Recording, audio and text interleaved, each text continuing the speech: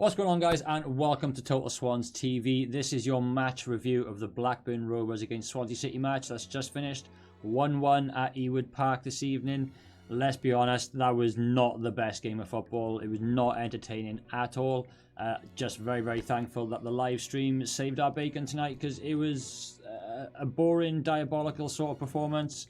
I'm not really going to mince my words in this one. I'm just going to get straight into it, and I'm sorry if anybody sees this at the club, if any players see this, but it's a harsh reality check.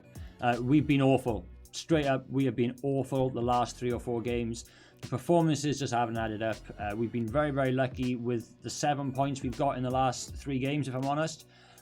Tonight being one of the more luckier sort of evenings. I think we were just very, very lucky that Blackburn didn't have their shooting boots on, because honestly, with the sort of indecisiveness of Freddie Woodman, the lack of concentration in defence this evening from clearances, a couple of tackles we were very, very lucky with not to give free kicks away, not to possibly give a penalty away early on.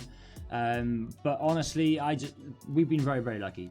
Personally, I think it's been a really, really big struggle to watch and enjoy the football, especially on actually paying when you're a season ticket holder, and you've got to fork out your money, your hard-earned money. It's like being at the ground when you're frustrated and your team aren't playing well.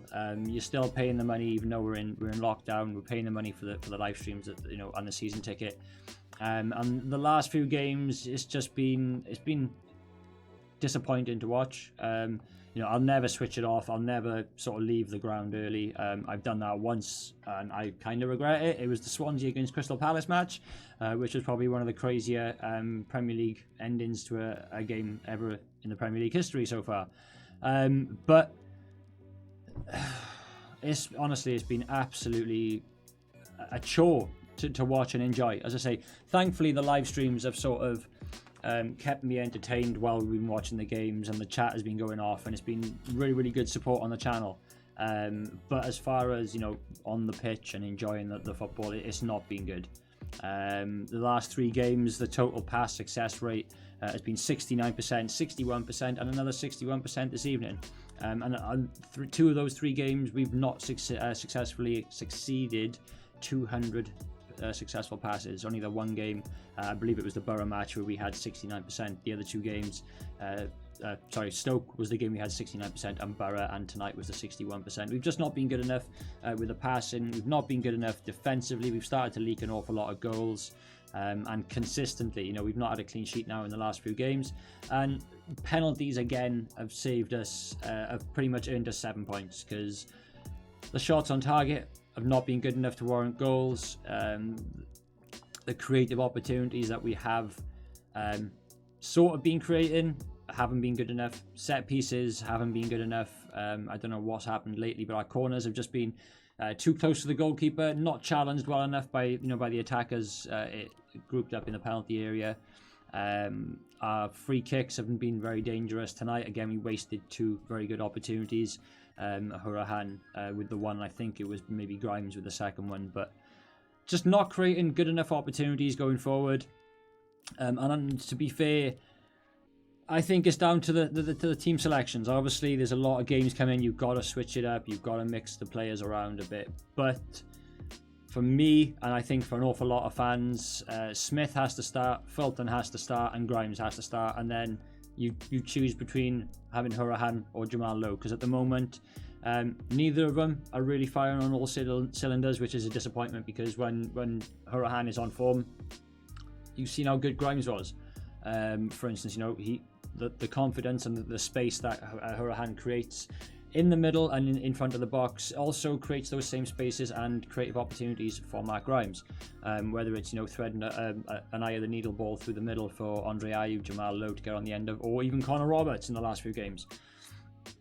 But we're not even taking the long shots at the moment, and if we are, they're getting closed down very early on. Also, defensively from corners, we're being far too soft, in my opinion, as well. And I think, again, like I said, I touched on earlier on, the decisions that have gone against us in the last few games, the penalties that we've had, in my opinion, all solid penalties. I'm not going to deny any of those, even as a Swansea City fan, even if I was a neutral sitting here now. all the penalties we've had in the last 3 games have all been penalties. I feel sorry for the Borough players and the fans the other night, because they either should have had a penalty or had a goal. I don't think Fulton was fouled in the box. But we also should have had a second penalty this evening. It should have been the first penalty of the game, where Andre Ayew flicked the ball from, I think it was from a long throw-in, flicked the ball backwards, and straight behind his head was a Blackburn defender's arm. But that wasn't given, but I think that sort of made the later decision for the referee to give the penalty a bit easier to give. I think it maybe played on his mind after the half-time whistle that he should have given a penalty in the first half. As I say, that wasn't to be, but as I say, again, the indecisiveness of Freddie Woodman, almost getting lobbed. Well, he did get lobbed by Bradley Dack. It was just very fortunate that the ball was off target, otherwise he would have been in the back of the net, because Woodman sort of come out to sort of rush and close down the ball and maybe smother the ball, but he sort of was, like I say, indecisive, came running out, slammed on the anchors, then started backtracking, and then Dack managed to get the ball over his head. Thankfully, as I say, that did go wide of the bar. Again, I think touching again back on the midfield, I think Cooper does have the headache of who do you start, who do you drop, who do you switch, and when. And it's not, it can be a good headache to have, having so many good quality midfield, centre midfield players. But the headache can easily be resolved in proper managing of those players in the time. Maybe a lighter training session for 1 or 2 of them who are maybe lacking a little bit of match fitness. Probably does happen, to be fair. It probably does happen, heavier and lighter training. But managing those players coming in and out, I think Danda tonight was a bit unfortunate. He got a decent opportunity off, but coming on in the 65th minute as well as Corey Smith, I don't think there was time to make an impact, but I don't think they were really the right players to make an impact. And again, we struggle because we don't have that quality in depth on the bench like a lot of teams do. I mean, they brought on Harvey Elliott, a quality player who could have been in the starting lineup tonight. But again, as I say, we don't really have the depth in quality on our bench to cope with some of the teams at the top of the table. And maybe as the season's going on, that is sort of showing, and that is sort of catching up with us. Which then brings me on to the international break coming up. It's needed because an awful lot of our players now are picking up niggles, as you saw Guy going off earlier. It's not good. You don't want your players going off with niggles. I think Horahan maybe had gone off pulling something. Areola isn't even in the starting lineup tonight because apparently he's picked up a small knock. The international break can't come quick enough. I know we got a couple of games before it, and then we've got a hectic schedule after it. It's looking like the Andre Ayew is probably going to go on duty with Ghana, so he'll miss I think it's 3 games, I believe it is. Birmingham, Preston and Millwall, so that'll be a massive blow, let's be honest, a massive blow, but let's hope that the players that we've got can step up and hopefully still match fit come then. Again, like I say, we were just poor all over the park tonight. I'm just going to round it up because I'm not particularly happy tonight. I think a lot of players need to massively improve in the next few games, and especially, I don't want to be too harsh, but some players just need to take a look at themselves and give it a little bit more. I know it's a hectic schedule, but at the end of the day, you're a professional athlete. It's what you're paid to do. It's your job. And you need to be managed better if you are really feeling something, and maybe if you're not feeling 100%, then maybe you need to be a bit more honest as well. But it's a packed schedule. This game could have easily and happily have been played a lot earlier on in the season, at least a few weeks ago. And the Sheffield Wednesday game still hasn't been announced, so that's looking like it's going to be in a couple of weeks' time.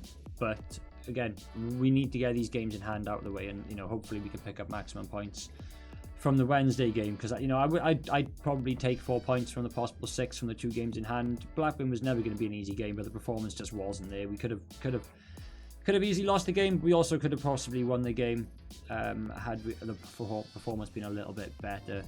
I think we were very lucky again, like I say, saved by a penalty and not really creating any clinical dangerous attacks on goal. Their goalkeeper had barely any saves tonight. Kaminsky had a really quiet shift, and their defence played well. Their attack, like I say, closed us down in our defence, and their really high line of the 3 up top really did cause us some problems tonight. And then, like I say, their midfield was really good. Tribal and Dak, outstanding performances from them too. And then Elliott come on and he improved their squad. So Difficult game, massive improvements needed, but again, we've got Luton Town now on the weekend. It's an earlier kickoff. Again, we will be live on Total Swans TV, so if you haven't, guys, thank you very much. Please subscribe to the channel. Tonight was a magnificent stream. We had like 366 people in the stream at once. We gained a bunch of new subscribers, a couple of donations, a couple of super chats. If you would like to support the channel, everything is down in the description, guys. I don't ask for it, but I do remind you guys that the option and the availability is there if you would like to support the channel. Nothing comes to me. I let you keep it in a pot and it all goes straight back into the channel when I need to, if it's paying for the away game live streams or upgrading any equipment for the PC. It just goes back into the channel, so it is massively appreciated. But as I say, a like on the video and your subscription would mean the world to me. So guys, until the Luton game on the weekend, I hope you have a good week, because tonight was pretty piss poor. So have a fantastic week, guys, and thank you once again for your support. Come on, the Swans!